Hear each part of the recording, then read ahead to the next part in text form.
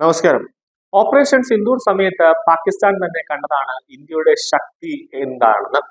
India തദ്ദേശീയമായി നിർമ്മിച്ച ഓരോ ആയുധങ്ങളും പാകിസ്ഥാൻ നല്ലപോലെ ചൂടറിഞ്ഞു എന്നതാണ് മറ്റൊരു പ്രധാനപ്പെട്ട കാര്യം. ഇന്ത്യ നമ്മളെ ഒന്നും ആക്രമിച്ചില്ല എന്ന് ആദ്യമേ തന്നെ പാകിസ്ഥാൻ പറയുന്നുണ്ടെങ്കിലും ഇപ്പോൾ അങ്ങനെയല്ല പാകിസ്ഥാൻ പറയുന്നത്. എല്ലാം തിരുത്തി പറയുകയാണ്. നമ്മുടെ പ്രധാനപ്പെട്ട തന്ത്രപ്രധാനമായ വിമാനത്താവളങ്ങളടക്കം, അതായത് എയർഫോഴ്സിന്റെ ബേസ് അടക്കം ഇന്ത്യ അടിച്ചു തകർത്തിരിക്കുന്നു. കൂടാതെ ജെയ്ഷെ മുഹമ്മദിന്റെ പ്രധാന ക്യാമ്പുകളടക്കം തകർത്ത് തരിപ്പണമാക്കിയിരിക്കുന്നുവെന്ന് അവർ ഒന്നടക്കം പറയുമ്പോൾ, ഓപ്പറേഷൻ സിന്ദൂർ സമയത്ത് ഇന്ത്യ പാകിസ്ഥാനിൽ ഒരു സംഹാര താണ്ഡവം തന്നെ ആടിയിരിക്കുന്നു എന്നതിന്റെ ഒരു തെളിവാണ് പാകിസ്ഥാനിലെ മന്ത്രിയും അതോടൊപ്പം തന്നെ ദേശ മുഹമ്മദും അടക്കമുള്ളവർ ഇപ്പോൾ വിളിച്ചു പറയുന്നത്. കാരണം ലോകരാജ്യങ്ങളടക്കം അമേരിക്ക, ചൈന, റഷ്യ അടക്കം കണ്ടതാണ് ഇന്ത്യയുടെ ശക്തി. ഇന്ത്യ തദ്ദേശീയമായി നിർമ്മിച്ച ഓരോ ആയുധങ്ങളും, ബ്രഹ്മോസ് അടക്കമുള്ളവ, മിസൈൽ അടക്കമുള്ളവ വിട്ടിട്ട് ഇന്ത്യ തന്നെ നിർമ്മിച്ച വിമാനങ്ങൾ, യുദ്ധവിമാനങ്ങൾ അടക്കം, തദ്ദേശീയമായി നിർമ്മിച്ച യുദ്ധവിമാനങ്ങൾ അടക്കം പാകിസ്ഥാനിൽ എത്രത്തോളം ഒരു തകർച്ച ഇന്ത്യ പാകിസ്ഥാനിൽ വരുത്തിയിട്ടുണ്ട് എന്ന് അവർ കണ്ടതാണ്.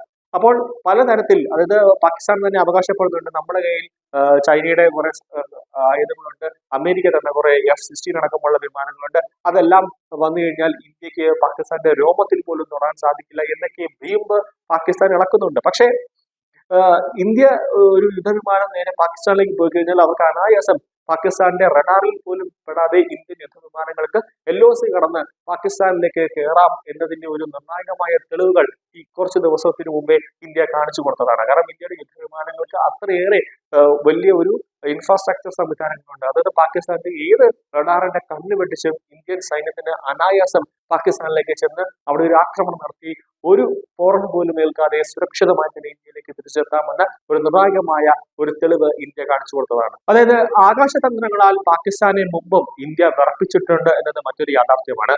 MiG-25 പിടിച്ചു നിൽക്കാൻ പാകിസ്ഥാന്റെ F-16A വിമാനങ്ങൾക്ക് കഴിവുണ്ടോ എന്ന് ചോദിച്ചാൽ പാകിസ്ഥാന്റെ മുൻ വിദേശകാര്യ മന്ത്രിയായിരുന്ന ഗോഹർ അയൂബ് ഖാൻ ഒരു ചരിത്രം പറയും. അത് 22 വർഷങ്ങൾക്ക് മുമ്പുള്ള ഒരു ചരിത്രമാണ്. പാകിസ്ഥാന്റെ തന്ത്രപ്രധാന പ്രതിരോധ മേഖലകൾക്ക് മുകളിലൂടെ ഇന്ത്യയുടെ MiG-25 1997 മെയ് മാസത്തിൽ ഒന്ന് പറന്നു. പാക് പ്രതിരോധ കേന്ദ്രങ്ങളുടെ ചിത്രങ്ങൾ പകർത്തുക എന്ന ഇന്ത്യയുടെ ദൗത്യമാണ്. ശബ്ദത്തെക്കാൾ കുറഞ്ഞ വേഗത്തിൽ ഏകദേശം 65,000 അടി മുകളിലൂടെയാണ് പാകിസ്ഥാൻ വ്യോമാതിർത്തിക്കുള്ളിൽ MiG കടന്നത്. പ്രതിരോധ മേഖലകളുടെ ചിത്രങ്ങൾ പകർത്തിയ ശേഷം ഇന്ത്യയുടെ കരുത്ത് പാകിസ്ഥാന് മുന്നിൽ തെളിയിച്ചാണ് MiG മടങ്ങിയത്. അതിവേഗ പറക്കലിനൊപ്പം ഒരു ശബ്ദ വിസ്ഫോടനം കൂടി പാകിസ്ഥാന്റെ വായുവിലൂടെ സൃഷ്ടിച്ചു. MiG വിമാനത്തിന്റെ വേഗം Mach 2 ഉയർത്തുകയാണ് ഇതിനായി പൈലറ്റ് ചെയ്തത്. ശരിക്കു പറഞ്ഞാൽ തങ്ങളെ അത് പ്രകമ്പനം കൊള്ളിച്ചുവെന്നാണ് ഖാൻ അഭിപ്രായപ്പെട്ടത്. അതോടെ പാകിസ്ഥാന്റെ 16A4 വിമാനങ്ങൾ കുതിച്ചെത്തി. എന്നാൽ പോലും അപ്പോഴേക്കും ദൗത്യം പൂർത്തിയാക്കി പാകിസ്ഥാന് മുന്നിൽ ഇതാണ് ഇന്ത്യ എന്ന് വെളിപ്പെടുത്തി MiG തിരികെ ഇന്ത്യയിലേക്ക് സുരക്ഷിതമായി ലാൻഡ് ചെയ്തു. പാകിസ്ഥാന്റെ ഒരു പ്രതിരോധ സംവിധാനങ്ങൾക്കും കണ്ടെത്താൻ സാധിച്ചില്ല MiGനെ. മോദി നൽകിയ ദൗത്യവുമായി സർജിക്കൽ സ്ട്രൈക്കിൽ മിറാഷ് 2000 പറഞ്ഞതും പാക് ചാര റഡാറുകളുടെ കണ്ണ് വെട്ടിച്ച് 50 മൈൽ ഉള്ളിലാണ് അവർ എത്തിയത്. പാകിസ്ഥാന്റെ F-16 വിമാനങ്ങൾ മിറാഷിനെ പിന്തുടർന്നുവെങ്കിലും ഇന്ത്യൻ യുദ്ധവിമാനങ്ങൾക്ക് മുന്നിൽ ഒന്നും ചെയ്യാനാകാതെ വിധത്തിൽ പിൻവാങ്ങുകയായിരുന്നു ചെയ്തത്.